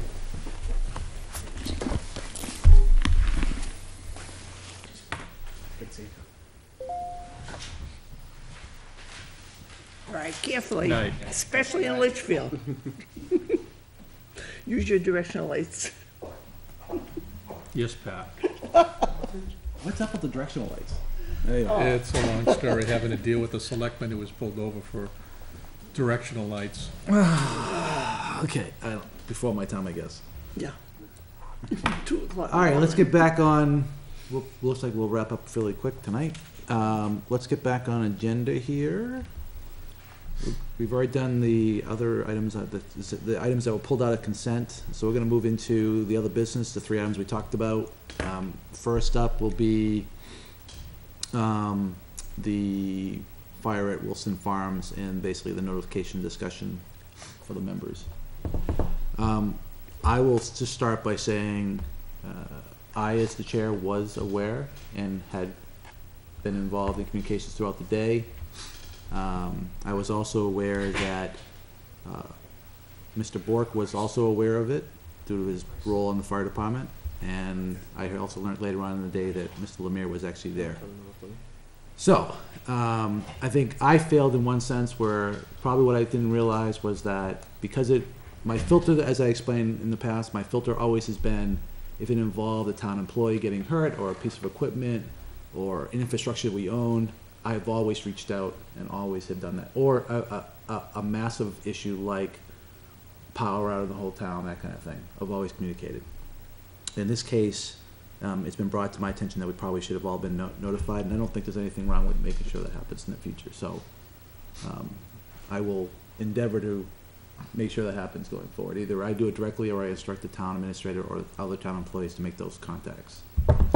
I think the only thing to the point is, in the past, historically, the chairman has always notified the whole board if there is a situation that develops where there could be concern on the part of the public or concern or calls on the part of the press to members of the board, because there are people in the press who call members of the Board of Selectmen asking for comments. And the idea is that we as selectmen obviously aren't gonna go down there and fight the fires. That's not our job, and that's not what I'm proposing. Maybe- maybe it is. Technically, there's one. But I'll speak for myself, I'm not going down and fighting the fire. But at the same time, it's important that I think we all be made aware that there's a situation in town that developed that is of such a magnitude that it could create one of those two situations, either public concern or an interest on the part of the press. I do not intend to answer any press questions. If the press calls my house, I nicely tell them, please contact the chairman of the Board of Selectmen, and I have no comment. And that was historically how I've done it. Mr. Chair, just, again, I was negligent because I was on the scene later in the event, and the fire chief asked me if I would make sure that the board knew, and I got waylaid and didn't have an opportunity to do that, and so I fell down on my job. He had asked me, he specifically, wanted to make sure that we knew. So I think, I understand certainly the need and the wishes to be notified on a major event like that, and but you can't take the whole rap, Mr. Brunel. I should have made a more concerted effort to fulfill the fire chief's wishes. If I didn't know about it and you didn't tell, that'd be a whole different story. I knew about it. I heard the alarm go out. Well. I heard the call to third. I pretty much was listening throughout the day. I was actually in my office attending to my clients and dealing with business and stuff, and so I was kind of listening to the whole thing fold out and watching it on Fox News. Yeah. And following the threads on Facebook and all of our updates from Facebook and all the other updates that were going out from both the town and other entities of the town. So I think Mr. Byron brings a reasonable request and a reasonable policy that, or at least a thing that we should be doing. And as I said, it's my responsibility to do it, and I didn't do it based on the filters I applied, and those filters were incorrect. So I will endeavor to do better. Can we take this opportunity also to congratulate the fire department? Because I think without exception, they did an outstanding job with the mutual aid and that was brought to bear in that fire. And I think their efforts in containing the blaze were exceptional. And I think, as a board member, I can appreciate what they did. As a former member, I can really appreciate what their efforts were, and they did an outstanding job. And I'd like to just thank them because it was. I will echo it. I will tell you that Saturday afternoon, I had ran into some folks who talked about the operation that went on down there, the professionalism, the effort that was put in, and in addition to all the surrounding communities that supported this community during the event. It feels like it sounded like listening to the fire ground operations on the radio as I was listening on my scanner. Very organized, very process driven, and all that. And I think that's a good sign. And yes, hats off to all the folks involved. All the agencies. Yeah, everyone who cooperated too. They're more than, I think everybody in town cooperated when the need was brought to them. I think there was 1, 2, 3, 4, 5, 6, 7, 8. There were 12. There were 9, 10. I was going to say 10. 11 or 12. I was going to say 10, but yeah. There were 10 towns that came in. Yep. But there were 2 towns that came down to do coverage, like Right. Hooksett and Yep. Manchester. Yeah, Hooksett was down here. Hooksett and Goffstown. Goffstown, I'm sorry, right. Yeah, Hooksett definitely was at the station. So yeah, thank you to all the communities that responded, and like I said, hats off to all the all the firefighters and staff and folks that were there, and it's good to see the effort. Yeah, I think the fire department did an outstanding job on organizing and controlling that and making sure that it didn't get worse than it was. If that had spread to another barn, we'd have been in big trouble, because I think that was where the not fertilizers, but the pesticides and stuff were stored, and it would have been ugly. Just general talk, I heard some great things, especially about the first response when they first got there, so, outside of the community, other fire departments talking about us, so, and the guys who initially responded, so, again, good job to all those guys. I would like to use this opportunity, though, to bring up an item that I think we should earmark for future discussion at budget time. And that is on the warrant article we put in, we had $4,000 for local assistance that was used to give to different firms, different health agencies in town. Oh, right. I think one of the agencies that that I'm aware of that we have forgotten Salvation Army. is Salvation Army, Yeah. who has always done a stand-up job for the town of Litchfield in coming out the fires, supporting us and everything else. And I think we ought to make a note of this so that when we come up to the next budget formulation, that we consider them in that thing, because they do give quite a bit back to the towns. Major event, I think, they're definitely an important But the part Red to the Cross, structure. Should they do Yeah, that? well, to me, I don't know, see and the Red maybe, Cross maybe Kevin can talk about it, I don't know, Do but the I don't think the Red Cross respond comes. Huh? With food? Red Cross? The Red Cross. I'm See, not they sure, to be both- honest with you, I was out of town when it happened, so I'm not sure if they were there, but Yeah. But I would I, imagine that whether it was usually do, Salvation Red Army, Cross yeah, and typically Salvation somebody Army. will When respond. they're called, either Red Cross or Salvation Army will send a canteen. Yeah. Yeah. I was told by the chief that he Salvation has Army. Salvation Army there, I heard him on the scanner that they Okay. were there. And And typically. I heard that they'll they're come. called on the second alarm, Okay. Okay. they're automatically called, so. Yeah, they have these run sheets now, it's sort of declaring what they're gonna do, Yeah. which is, I think the preparation definitely showed in this fire. So, Jason, you have any comments regarding Wilson Farm? No, I think you guys hit on, we had great cooperation. I guess I'd also note that, one of the other, resources that, we were able to tap and bring in was the, Regional Hazardous Materials District. So, which we are members of, and we pay those dues every year, and sometimes you say, why do we pay $6,000 in dues? You pay $6,000 in dues because you have, tens of thousands of dollars of equipment, specifically skilled people that could be deployed on an incident like that. So they were present on Friday to help out, so that was another layer of mutual aid that we relied on. And they had mutual aid, they had that hazardous district there, as I understand it, also sampling the effluent of the water that was washing out of that building, so they Right. knew exactly what the Mhm. content was. Right.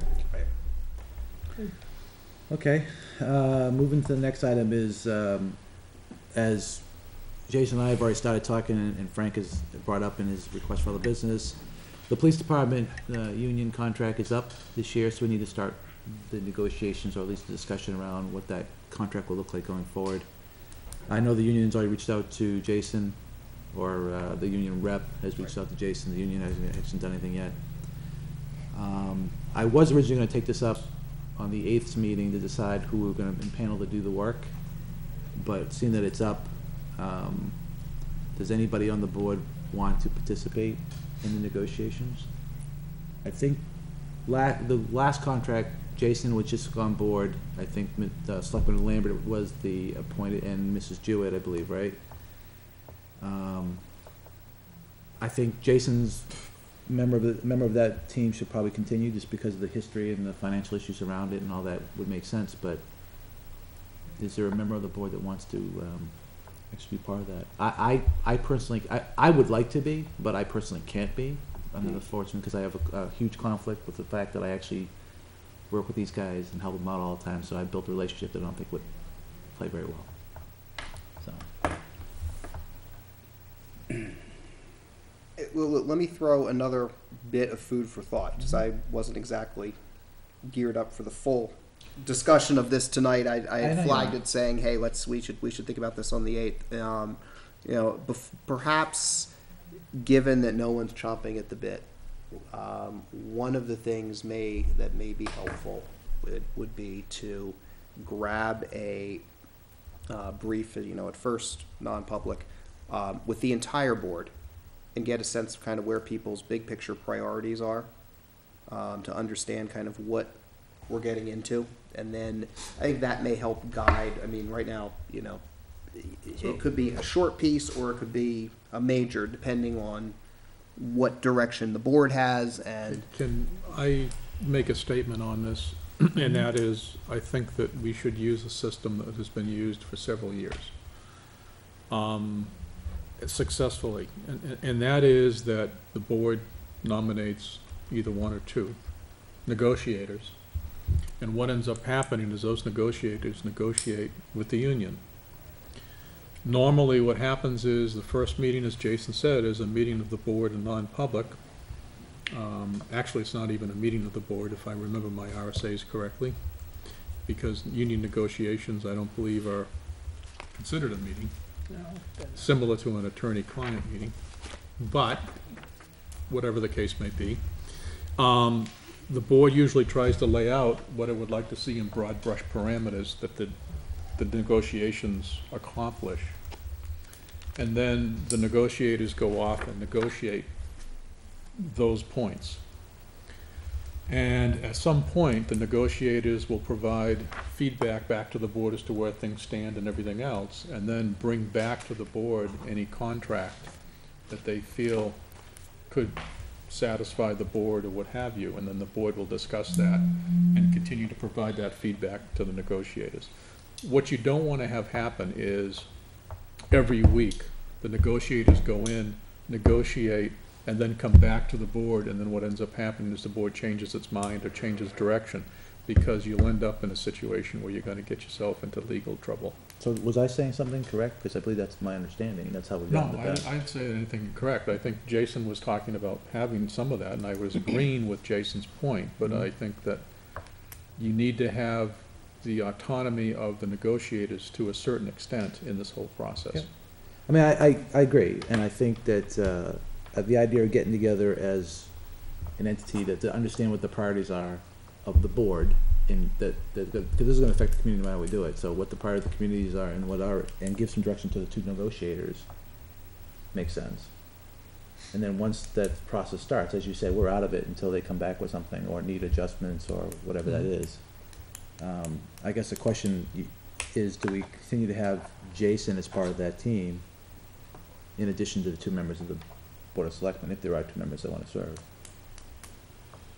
To me, I don't have a problem with it. I mean, because quite honestly, what happens is you end up crunching numbers quite a bit during the course of the negotiation. Well, and I think that would be, if he's willing to do that, I think it'd be an essential part of that, being able to get the numbers quickly, not having to have another session and come back because Right. you're waiting for numbers. And on both sides, I think both sides will be happy to at least be able to expedite the fact-finding. Well, agreed, and I think, to your point, the number crunching, this allows to put some consistency across the board and understand what the actual budget impacts are Yeah. faster. And also to be able to determine the fiscal impact of the contract at the end. You know, even some of the issues that aren't readily evident, that may have fiscal impact, it could be ferreted out by the time the tentative agreement is reached, and that we would be voting for, to make sure that we knew all of the fiscal impacts of the contract before we voted on it. Do I sense an interest to serve on that board? On that The committee? problem is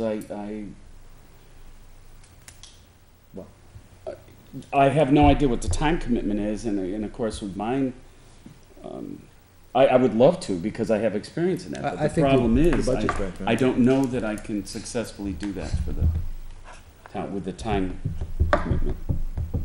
But I'd be happy to explore it, and maybe next meeting we can, or have a non-public meeting to discuss. Like I said, I mean, that's kind of where I'm coming back to, you know, the kickoff conversation needs to be all of you. And I think when we get a sense of order of magnitude, I think then, you know, then in short order, I mean, I would want to come out of, we may have that conversation as, you know, as the whole group. Coming out of that meeting, you need to have who it's going to be. Mm-hmm. But I understand that, you know, at the moment, hey, you know, are we talking a little, we talking a lot? And I don't know until I have that conversation Right. with all of you. So Okay. if we could do that, that would be. I don't, we can wait to clear who those two members are, or who the members will be, until the non-public that we do, that's fine. All right, so I guess the point is, it's on the horizon, we gotta deal with it. And I think it's, you know, it's been, the contract we had was a good contract for all parties, and I know that the union is very happy with in the past, at least they're willing to work with us, so. All right, yeah, and if anyone has a strong interest, let me know, because we'll need to declare it when we come out of that session. Okay. So, are we gonna do it non-public on the 8th? No. We probably can't. Well, we can do it towards the end, I suppose. Let's see. Let's tentatively plan on it on the 8th. Let's see what else has piled onto. I don't want to be sitting down and starting The that 8th's our discussion. rep meeting, right? So they're coming in at 6? Yep, And we yep. get 'em on The the page. representative delegation has been invited and confirmed to be here from 6 to 7. Okay. and then At we'll least start. one representative noted that he had a conflict that Yeah, I night. know. Yeah. But no, I have heard back from everyone. I have a selectmen's meeting that I night. hear you do. That's good. I'm glad you have your priorities. And a note went out to boards, committees, department heads as well. Yeah, no, I did get some inquiries from public and from committee members. It's an open meeting, they can come and they can certainly ask questions, so that's fine. So we'll probably make sure we get it out there put it out there as a Facebook and update too. Okay. All right, last item of other business, was updated non-public minutes posted, so I think with Donna's help, we've been going through all the minutes we've had that'll wreck it, finding all the non-publics. It's one of the challenges we have is we have a pile of non-publics, we don't know what the status of them all are. So Donna's done a great job, she's identified all the, going back almost, I think, to 2009. And I think you're working on the current ones now, I think we stopped at October. No, Did I you have just stopped at February, I did some today. Oh, did you? Okay, I had meant to come back and to find out if you were able to, because I know I asked Jason about can we get some scanned in too, so we can start linking them. So now that we have all the dates, you'll probably, if you go to the minutes section, you'll notice that there's a star NP beside the ones that have non-public meetings. The idea is that once we get these documents scanned back in, they'll get linked there and they'll be posted. So we're getting closer. It's been slow, getting closer. So I think the other thing we have to find out, and Jason and I were talking too, is we know the non-public, but when did we release them? So we need to figure out when the release dates of those all are too. Can't you tell by our regular minutes? Because we'd said they'd be Yep. sealed for a year or. We seal them in 6 non-public, months. so we have to read them, and Donna can't read the non-public ones. So,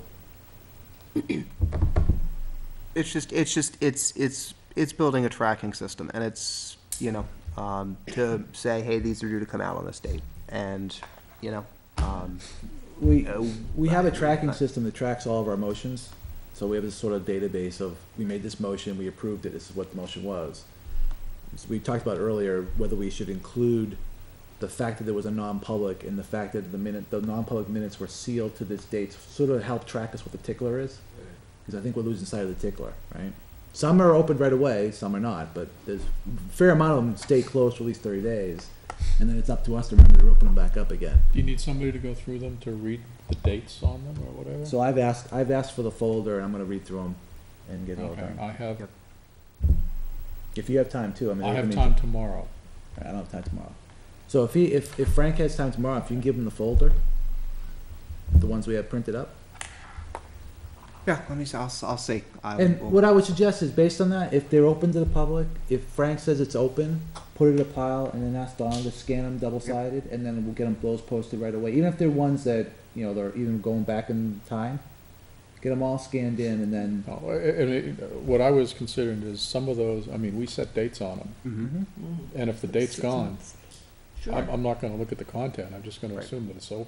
Yeah, agreed. I'm just saying, when you open it up and say, oh, this date's gone, and you put it in a pile, that means that Donna now can take it and scan them in for us. 'Cause that's the thing, remember, the non-publics are typically handwritten or they were that form-based one. Right. So they're not in the same format as the minute takers take.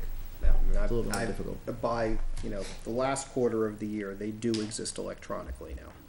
Because I've been taking You've that been form. you've been taking I've putting been in. taking it and dumping it into that form because the wholly paper approach just has I like the paper approach. had its own challenges with it, so.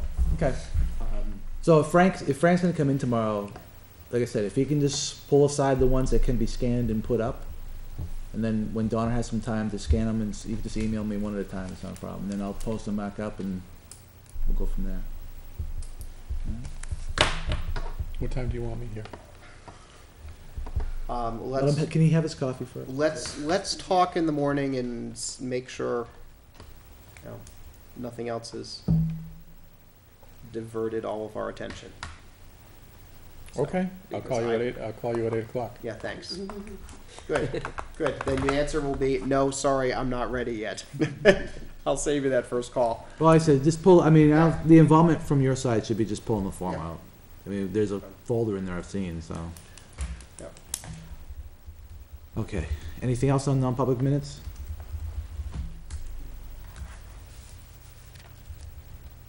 You said you're creating a tracking system for them? So we already have a tracking system of all of our motions.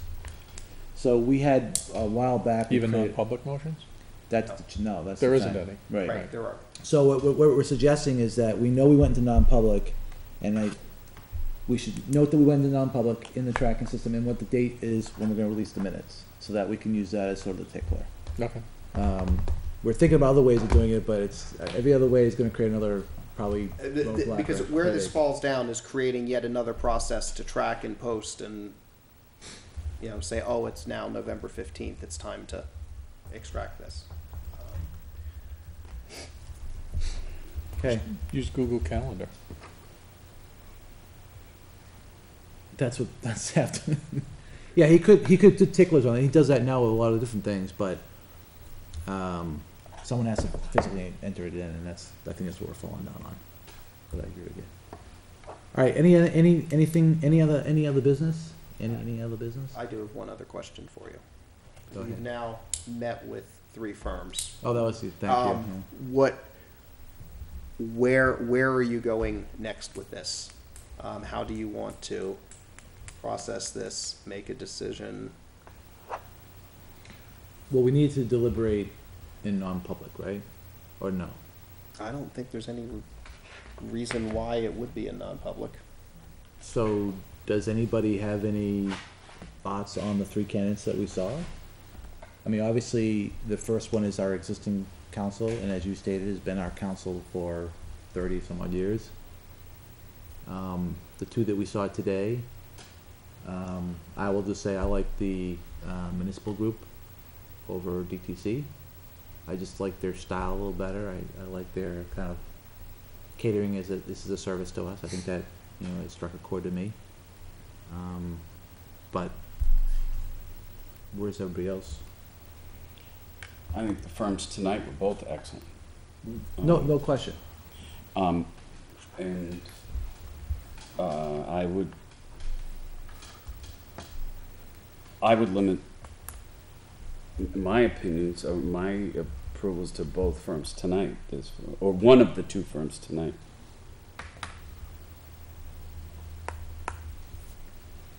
Frank, Yes? any thoughts about the firms we saw tonight, or any thoughts about how we should proceed? Or is it just making a vote and going, or, I mean, we still have to negotiate the contract and all that stuff, or at least review the terms again and make sure it's still palatable, but. The only concern I have with the municipal group is their location. Mhm. Now, they did say that they were in Concord, and their size. I mean, they've got 4 attorneys. And what I'm concerned about is 4 attorneys, and I think if I'm not mistaken, they said 50 communities? 50 to 60 communities. Yeah, 50 to something like 60 clients they're dealing with. And I'm just concerned as to how thinly they're gonna get spread. You know, I'll take everyone's word that they're responsive. I mean, Jason, you work with them, you said, in Littleton? Littleton for 10 years. And they're responsive for everything you needed? They were responsive when we needed them on site. Obviously, we took advantage, given the distance. Littleton's a heck of a lot further from, you know, Concord, Laconia than Litchfield is. Not if you take the tunnel. So a lot of our a lot of our work and the board's engagement with them was You know, speakerphone type thing. I was more attracted to the municipal group than I was the DTC. Yeah, me too. there's something that bothers me about TTC, and I wanted to do some follow-up on, and that was talk to Hudson, quite honestly. Mhm. And I was gonna do that Wednesday, and find out some, I just call it information. But, you know, to me, I think it comes down to between the municipal group and HODs. I don't know anything at all about the guy that was with Jay. I've never met him in the many years I've been a selectman, He hasn't been there. and don't He's know been there the him. whole time, right? He's the other H of the whole. He wasn't there a long time. It was Bob Bossy who was in Bob charge. Bossy was in charge. I remember Yeah, Bob This Bossy. fellow wasn't there. He's only been there probably 3 years, 4 years maybe. But I enjoyed working with Jay. I've got a lot of respect for Jay. But I think that firm is seeing a lot of change. David was what do you wanna call it, a good attorney. I like David. I think that, now that he's left, you know, I don't know what you're gonna get, and what I'm worried about is you end up in a situation where you're gonna get somebody who, well, you just don't know, because Jay's not gonna be there. Jay may say he's gonna be there, but Jay won't be there. And it's not that he's lying or anything, it's just his time isn't gonna be there. So I guess where I'm looking at it, in my mind, is I would rate it, the municipal group there, the Mitchell Group, is that what it's called? Mitchell. Mitchell Municipal. Mitchell Municipal, HODs, and then DTC, and you know, the only concern I have is the accessibility that we're gonna have to those guys, the size of the firm, and the location. That's really it. Does it make sense to, and I think it does make sense, actually, I don't know why I say, maybe we should just have, either we all can do it, or we can ask Jason to reach out, not to the ones they've identified, but the rest of their client list, reach out to their town administrator, town municipal, whatever, manager, and just say, look, we're evaluating, how readily available are they? Any concerns? And use that as a sort of a benchmark, because I mean, Part of me says I like the the Mitchell group. I know Brent's concerned as far as Frank's concerned about it being small. Yeah, I'm the guy with the hair. My concern is with the other ones. You know, there's 16 guys, 16 people in that firm, right? get So lost in see, that. that's what I'm saying. You know, so is it too small or is it too big? But me personally, I like the first group. I've had experience, I'm having currently experience with both firms. One through cable negotiations, and one is our council in Northwood. And it's extremely hard for me. They are both receptive. They're both very good groups. The Mitchell group, Can I ask a question, Brett? You said you're working with both DTC and Mitchell? Mhm. Okay. because Donahue Group is doing, Northwood participates in a cable consortium. Right. With MetroCast, the consortium is now negotiating the cable franchise for all the towns in the Lakes region. DTC is providing counsel for Yeah. that. Well, we do the So- same thing, because we use, what is it, Epstein? Yeah.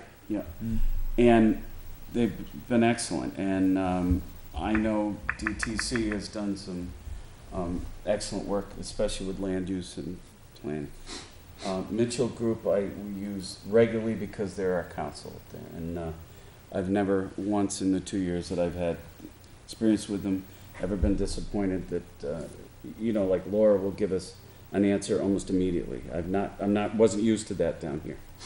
We got answers immediately, and she would tell us outright, and I was half kidding, but she said, you do not want to do that. And she comes right out, and the answer, if you ask her for advice, they will give you the advice. Can I make a suggestion? And that is that, it sounds like, and Pat hasn't spoken, but it sounds like there's an interest in the Mitchell Group, that several of us call around to different people. See, I'd be interested in contacting other towns' planning board chairs or something like that, and saying, you're using them, what do you think of them? Are you getting good advice from them, or what have you?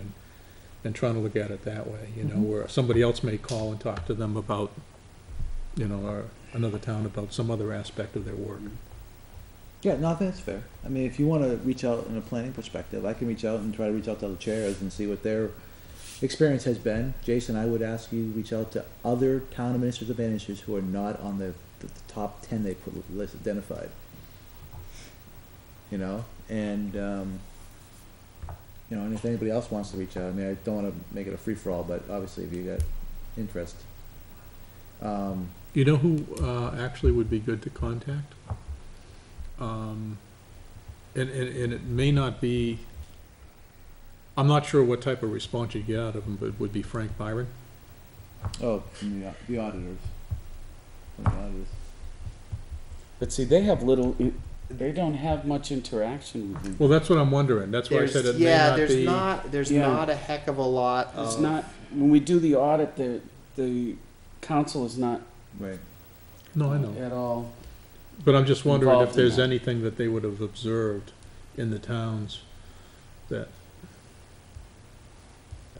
You know, just an I idea. think what I'd suggest is the approach, if you're looking for a comfort level between you, you pick 2 or 3 areas and contact them. You know, I'll tell you on the municipal end, I'm happy to make calls. I know what I'm gonna hear. Because I've watched the discussion, every now and again, a discussion will go up on our listserv, who are people using for council? Right. And, you know, people generally say glowing things about who they're working with when they're working with,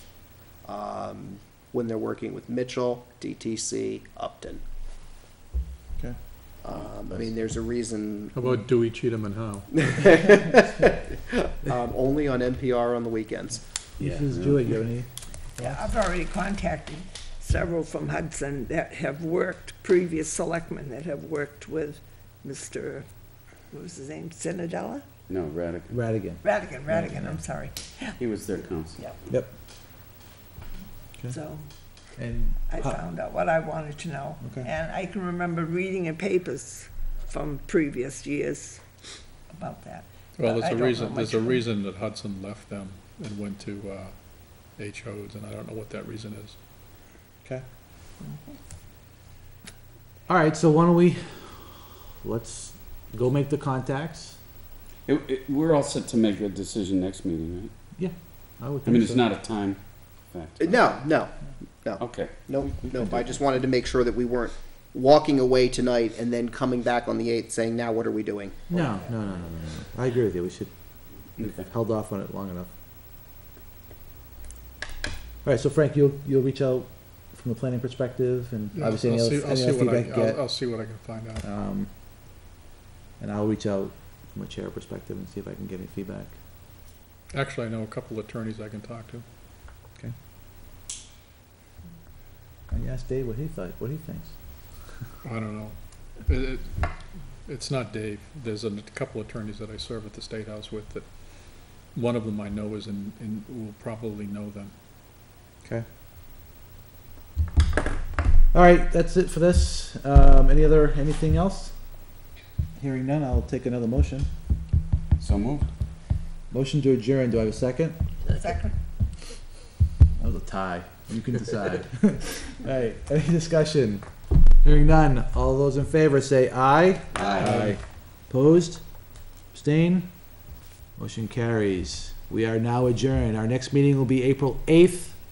The first half of the meeting from 6 to 7, our state reps and representatives from the State House will be down here for a little bit of an open town hall. So feel free to come on down and ask your questions.